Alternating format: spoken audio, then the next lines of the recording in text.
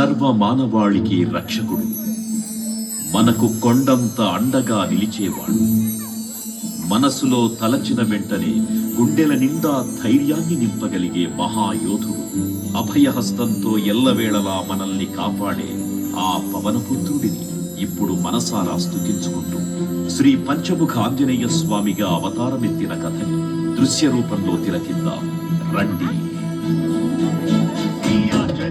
ప్రసన్నాంజనేయం ప్రభాదివ్యకాయం ప్రకీర్తిప్రదాయం భజే వాయుపుత్రం భజే బాలగాత్రం భజేహం పవిత్రం భజే సూర్యమిత్రం భజే రుద్రరూపం భజే బ్రహ్మతేజం. అది రామాయణ మహాయుద్ధం భీకరంగా సాగుతోన్న తరుణం.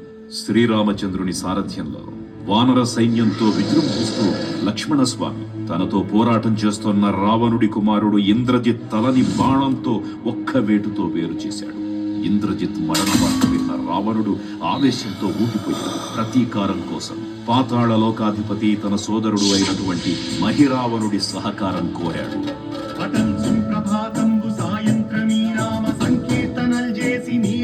వర్ణించి నీ మీద నేదండ కృతించేయ నీ మూర్తి గావించి నీ సుందరం పెంచి నీ దాసదా సుందరై రామ భక్తుండనై నిన్నునే గొల్చెదను.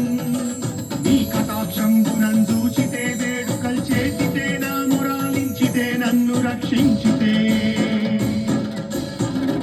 తంత్ర విద్యలో ఆరితేరిన మహిరావణుడి దాడి గురించి విభీషణుడి ద్వారా ముందుగా తెలుసుకున్న హనుమంతుల వారు తన ప్రభువుల విశ్రాంతి మందిరానికి కాపలా ఉండగా ఆ దుష్టుడు లోపలికి ప్రవేశించడానికి పలు ప్రయత్నాలు చేసి చివరికి మాయోపాయంతో విభీషణుడి రూపం ధరించి మందిరంలోకి ప్రవేశిస్తాడు.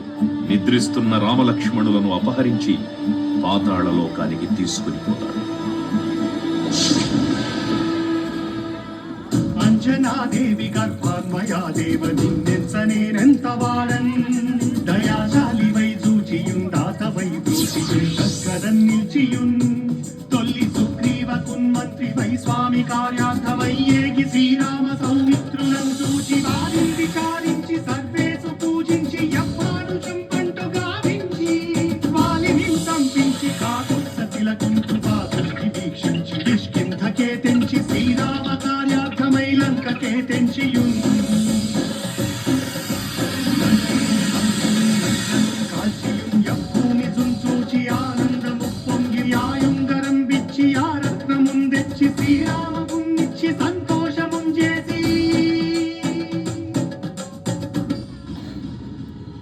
తన ప్రభువులను కాపాడుకోవడానికి వాయువేగంతో పాతాళలోకానికి చేరుకున్న ఆంజనేయ స్వామికి సగం మొసలి సగం వానర రూపంలో ఉన్న వింత జీవి ముఖద్వారం వద్ద కాపలా కాస్తూ కనిపిస్తుంది.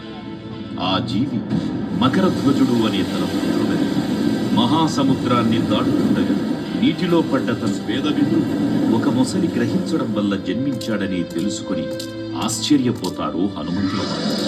తన పుత్రుడిని యుద్ధంలో ఓడించి పాతాళలోకంలోకి ప్రవేశిస్తాడు.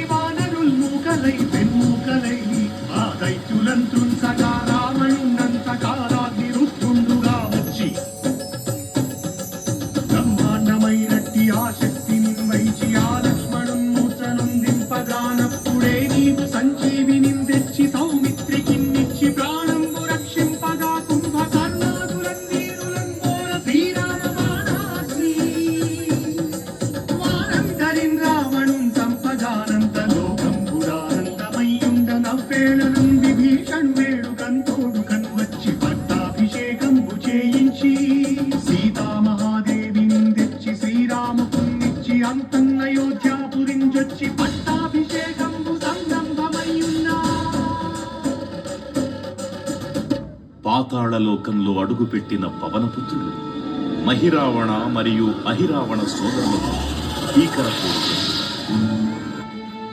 5 దిక్కులలో ఉన్న 5 దీపాలను ఒకేసారి ఆర్పడం ద్వారా మాత్రమే వారి మరణం సంభవిస్తుందని చెప్పగా అప్పుడు మహాబలి 5 ముఖాల ధారణ చేసి పంచముఖ ఆంజనేయునిగా అవతరించి ఏకకాలంలో 5 దీపాలను ఆర్పివేసి ఆ దుష్ట సోదరులను తుదముట్టిస్తారు.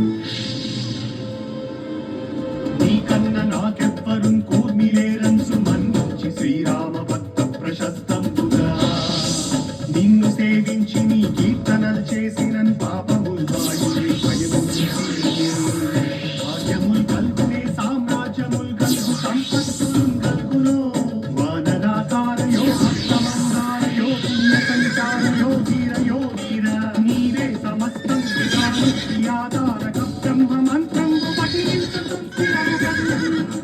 వజ్రదేహం పునుం దాచి శ్రీరామ శ్రీరామయంచున్ మనఃపూతమైన ఎప్పుడు తప్పకన్ తలతుగా జిహ్వయందుండి నీ దీర్ఘదేహము త్రైలోక్య సంచారివై రామనామాంకిత ధ్యానివై బ్రహ్మతేజమునం రౌద్రనీ జ్వాల కల్లోల వీర హనుమంత ఓంకార శబ్దంబులన్ భూత ప్రేతంబులన్ పెంపిశాచంబులన్ శాకిని జాతిని త్యాతులన్ కాలి దెయ్యంబులన్ నీరువారంబులన్ దుట్టి నేరంబరం వట్టి నీ ముష్టి ఘాతంబులన్ బాహుదండంబులన్ తోమఖండంబులన్ తుంచి కాళాతిరుత్తుండవై నీవు బ్రహ్మ ప్రభావాదివై నీ దివ్యతేజంబులున్ చూచి రాలోలిన ముత్తు నరసింహయంసు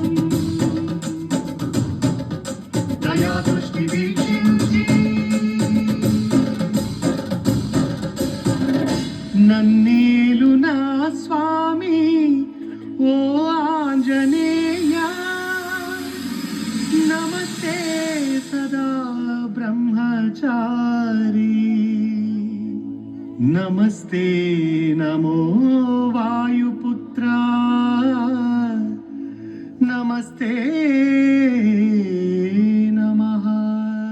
తూర్పు దిక్కున చూసే శ్రీ హనుమాన్ ముఖం సర్వపాపాలను హరించేదిగా, దక్షిణ దిక్కున చూసే శ్రీ నరసింహుని ముఖం శత్రుభయాన్ని పోగొట్టి విజయం చేకూర్చేదిగా, పశ్చిమ దిక్కుని చూసే శ్రీ గరుడ ముఖం భూత ప్రేత తాంత్రిక భయాలను పోగొట్టేదిగా, ఉత్తర దిక్కు వైపు చూసే శ్రీ వరాహ ముఖం గ్రహదోషాలను హరింపజేసి అష్టైశ్వర్యాలను అందించేదిగా, ఆకాశం వైపు చూసే శ్రీ హయగ్రీవ ముఖం విజ్ఞానాన్ని, విజయాన్ని, ఉత్తమ జీవిత భాగస్వామిని అందించేదిగా పురాణాలు చెబుతున్నాయి. కావున భక్తులారా, అన్ని విధాలుగా మనలను ఆదుకునే శ్రీ ఆంజనేయ స్వామిని మనసారా స్మరించుకుని తరించండి. శ్రీ శ్రీ శ్రీ మహావీర బజరంగ బలికి జై.